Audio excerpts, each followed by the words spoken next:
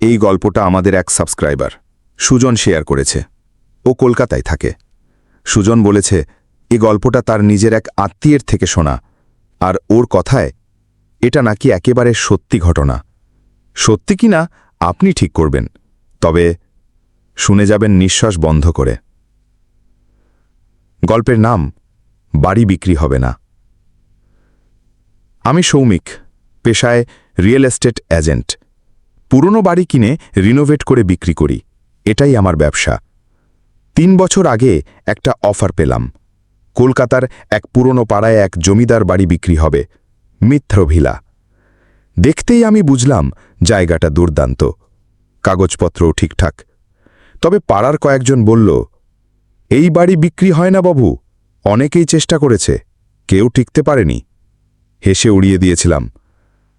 কাজ শুরু হলো, আর সাথে সাথেই শুরু হলো ভয়। প্রথম দিনেই বাবলু নামের একজন শ্রমিক দৌড়ে এলো, চোখে মুখে আতঙ্ক। সাহেব, ভেতরের ঘরে একটা মেয়ে বসে আছে, দেয়ালে হাত মারছে, কাঁদছে।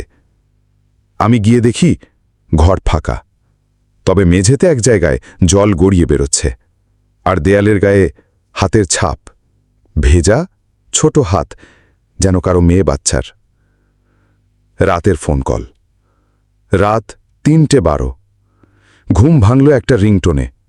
স্ক্রিনে কোনো নম্বর নেই, শুধু লেখা, বাড়ি বিক্রি হবে না। শরীর জমে গেল। পরদিন জানতে পারলাম আমার ঠিকাদার কাজ ছেড়ে দিয়েছে। তার স্ত্রী স্বপ্নে দেখেছে একটা মেয়ে সারা গায়ে আগুন, বলছে, আমায় এখানেই পুঁতে দিসনি কেন? পুরনো ইতিহাস জানতে পারলাম। এক বৃদ্ধ জানালেন, এই বাড়ির জমিদার তার মেয়েকে ভালোবাসার অপরাধে জীবন্ত পুঁতে দিয়েছিল দক্ষিণ দিকের কুঠুরিতে।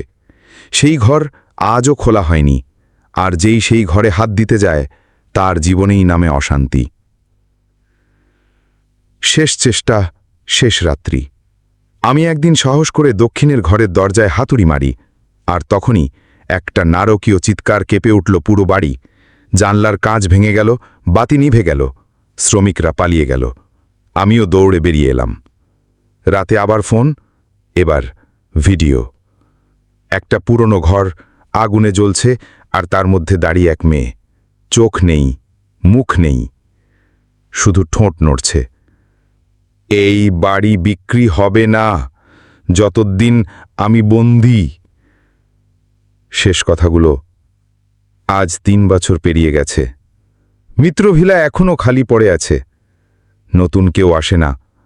লোকেরা বলে রাতে মাঝে মাঝে ওখান থেকে মেয়ের গলার আওয়াজ আসে। আর আমি এখন কোনো পুরনো বাড়ি দেখি না, কারণ আমি জানি সব বাড়ি বাসযোগ্য নয়। কিছু কিছু বাড়ি পাপের সমাধি।